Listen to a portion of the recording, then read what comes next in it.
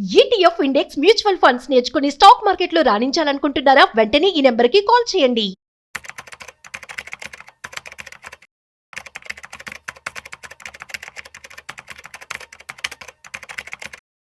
నమస్తే, welcome to Suman TV. ప్రస్తుతం మనతో పాటు ఉన్నారు స్టాక్ మార్కెట్ అనలిస్ట్ సుందరరామరెడ్డి గారు. నమస్తే సార్. నమస్తే అమ్మా. సార్, ఎన్నో రోజుల నుంచి వెయిట్ చేస్తున్నటువంటి పసిడి ధర మరి బంగారం ప్రియులకి షాక్ ఇచ్చిందని అనుకోవాలి. లక్షకి చేరువలో ఉంది. ఇంకా అంటే వెళ్ళిపోతుంది అంటారా, మళ్ళీ ఏమైనా బ్రేక్ డౌన్ చేస్తుంది అంటారా? డెఫినెట్గా అంటే గత 5-6 సంవత్సరాల నుంచి గోల్డ్ లక్షకి చేరుతుంది అని చెప్పేసి లక్షలాది గోల్డ్ ఇన్వెస్టర్స్ అంతా ఎదురు చూస్తూ ఉన్నారండి. అండ్ ఇండియన్స్ తెలుసు మీకు, గోల్డ్ గురించి మాట్లాడుకోవాలన్నా, గోల్డ్ నగదులు ధరించాలన్నా, అండ్ గోల్డ్ గురించి ఏదైనా సరే డిస్కషన్స్ అయినా సరే చాలా ఇష్టపూర్వకంగా దాంట్లో ఎంటర్ అవుతూ ఉంటారు. అలాంటిది 1 lakh నడుస్తూ ఉన్నోళ్ళు మొత్తానికైతే ఇవాళ రేపట్లో చేరబోతుందండి. ఈరోజు ఆల్మోస్ట్ 99 దగ్గరకు వచ్చేసింది. కాబట్టి లిటరల్లీ 1 lakh టచ్ అయినట్టు గోల్డ్. రేపటి నుంచి అన్ని మీడియాస్ మొత్తం ఫ్లాష్ అవుతూ ఉంటాయి.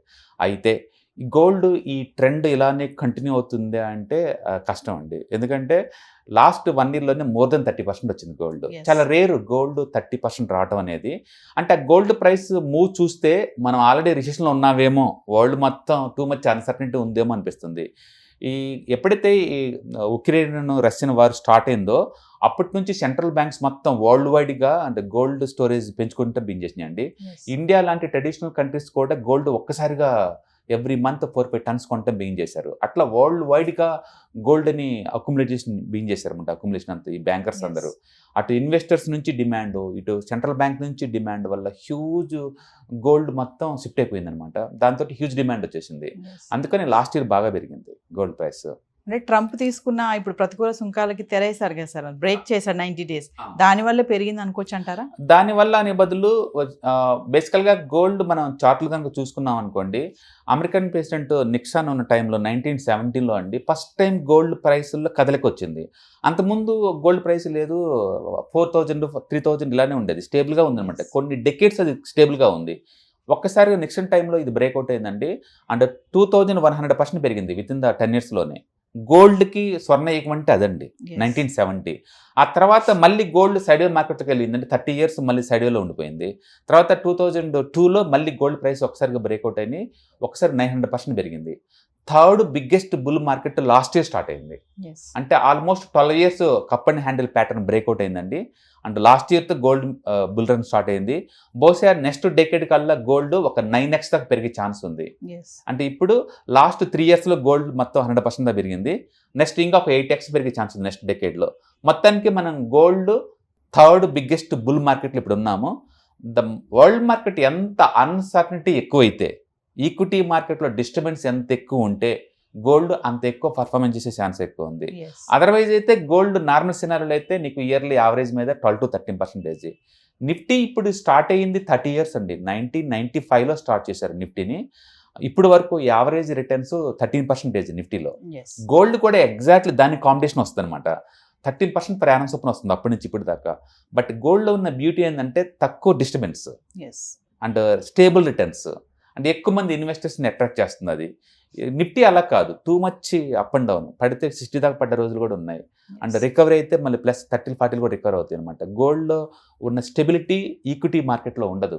అందుకని న్యాచురల్గా ఎసెట్ క్లాస్లో పెట్టే వాళ్ళకి గోల్డ్ అనేది సపరేట్ యూనిక్ అనమాట. ఇప్పటికీ మీరు ఎవరైనా గోల్డ్ ఇన్వెస్ట్ చేయాలంటే and multi asset allocation funds ద్వారా ఇండైరెక్ట్ గోల్డ్లోకి ఎంటర్ అవ్వచ్చు. డైరెక్ట్గా ఇన్వెస్ట్ చేస్తారా అంటే ఈ రేటు మీద అంటే అంత వర్త్ కాదండి.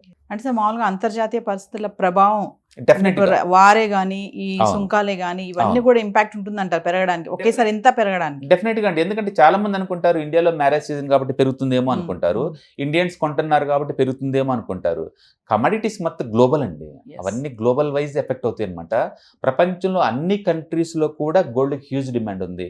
ఇన్ఫ్యాక్ట్ ప్రపంచవ్యాప్తంగా లాస్ట్ 30 yearsలో కనుక మన స్టాక్ మార్కెట్ పర్ఫార్మెన్స్ చూసుకుంటే, except India and America and Taiwan, ఈ 3 కంట్రీస్ పక్కన పెడితే ఈక్విటీ మార్కెట్ని గోల్డ్ బీట్ చేసిందండి.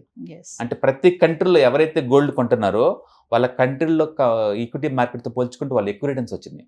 ఈవెన్ టర్కీ లాంటి గోల్డ్ బాగా కొన్ని కంట్రీల్లో కూడా ఈక్విటీ మార్కెట్ని గోల్డ్ బీట్ చేసిందండి. ఒక ఇండియా, అమెరికా, తైవాన్ ప్రపంచవ్యాప్తంగా 30 yearsలో గోల్డ్ని బీట్ చేసి రిటర్న్స్ వచ్చిందంటే ఈ 3 ఈక్విటీ మార్కెట్లోనే.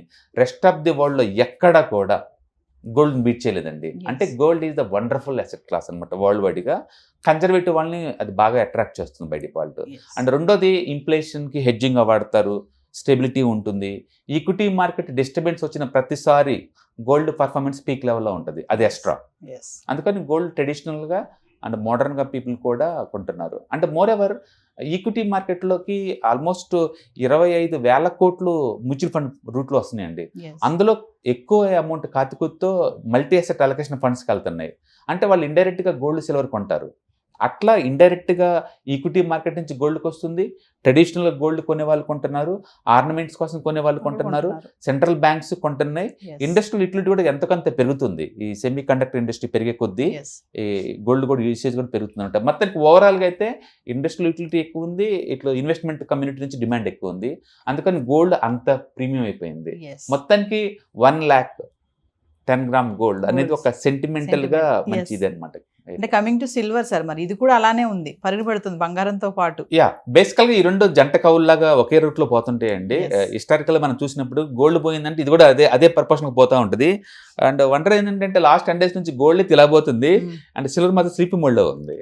బట్ డెఫినెట్గా తొందరలోనే అది కూడా క్యాచప్ అవుతుంది. యాక్చువల్లీ ఈ మధ్యకాలంలో సిల్వర్ యూటిలిటీ బాగా పెరిగిందండి. ఎందుకంటే సెమీ కండక్టర్ ఇండస్ట్రీ కావచ్చు, షిప్ మ్యానుఫ్యాక్చరింగ్ ఇవన్నీ పెరుగుతున్నాయి కదా. ఇండస్ట్రియల్ యూటిలిటీ చాలా ఎక్కువ. గోల్డ్ ఏమో ఇన్వెస్ట్మెంట్ కమ్యూనిటీ నుంచి డిమాండ్ ఎక్కువ వస్తుంది. సిల్వర్కి ఏమో ఇండస్ట్రీ నుంచి ఉంటుంది, అంటే కాతికొత్తో ఇన్వెస్టర్స్ దగ్గర నుంచి కూడా వస్తుంది అనమాట. అందుకని ఇండస్ట్రీ డిమాండ్ చాలా ఎక్కువ సిల్వర్కి. బట్ ముందు రోజుల్లో గోల్డ్ కాస్ట్ పెరిగే కొద్దీ గోల్డ్కి రీప్లేస్మెంట్గా సిల్వర్ వాడటం అవుతుందండి.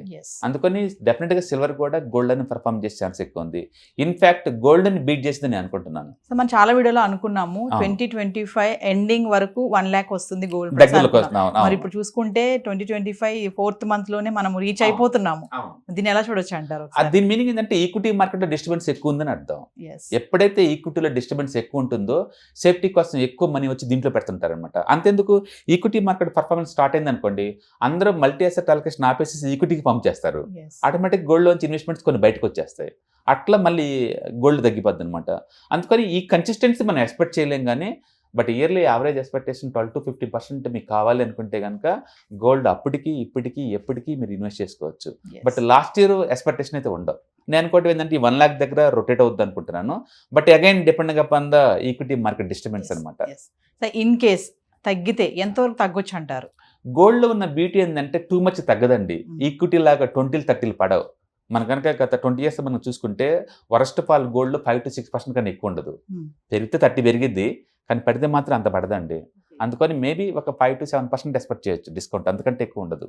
మేబీ 90,000 to 1 lakh మధ్య నెక్స్ట్ 1 year వరకు ట్రేడ్ అవ్వచ్చు. But again subject to the market disturbance అనమాట. ఎందుకంటే ఇప్పుడు ట్రంప్ చైనా వాళ్ళ డిస్కషన్ నడుస్తున్నాయి. మేబీ 90 days కల్లా వరల్డ్తో పాటు చైనా వాళ్ళు అగ్రిమెంట్ కుదిరించుకున్నారనుకోండి, గోల్డ్ ఇంకా ఆగిపోద్ది. ఎందుకంటే ఈక్విటీలో స్టేబుల్ వచ్చింది కాబట్టి. వారు ఇలాగనే కంటిన్యూ అయింది అనుకోండి, టారిఫ్ వారు, గోల్డ్ ఇంకా ముందు పోయే ఛాన్స్ కూడా ఉంది. ఏదైనా సరే గత 4 సంవత్సరాల నుంచి మనం గోల్డ్ చూసుకుంటే టూ మచ్ మూవ్ అవుతున్న విషయం క్లియర్గా అర్థమవుతుంది. అంటే హిస్టరీ ఒకప్పుడు చూసుకుంటే ఇయర్లీ 5-6%, లాస్ట్ 10 years చూసుకుంటే 12% యావరేజ్ మీద, లాస్ట్ 5 years చూసుకుంటే 15% పర్ యానం యావరేజ్ మీద, లాస్ట్ 2 years చూసుకుంటే 20% పర్ యానం. రాను గోల్డ్ పర్ఫార్మెన్స్ పీక్ లెవెల్లో ఉందన్నమాట. ఇది ఎంతకాలం కంటిన్యూ అవుద్దు మనం చెప్పలేం కానీ, బట్ హిస్టారికల్ యావరేజ్ మాత్రం 12 to 15%. అంటే నిఫ్టీలో పెట్టేవాళ్ళు ఎంత రేటింగ్స్ ఎక్స్పెక్ట్ చేస్తారో గోల్డ్ నుంచి మనం అంత ఎక్స్పెక్ట్ చేయొచ్చు.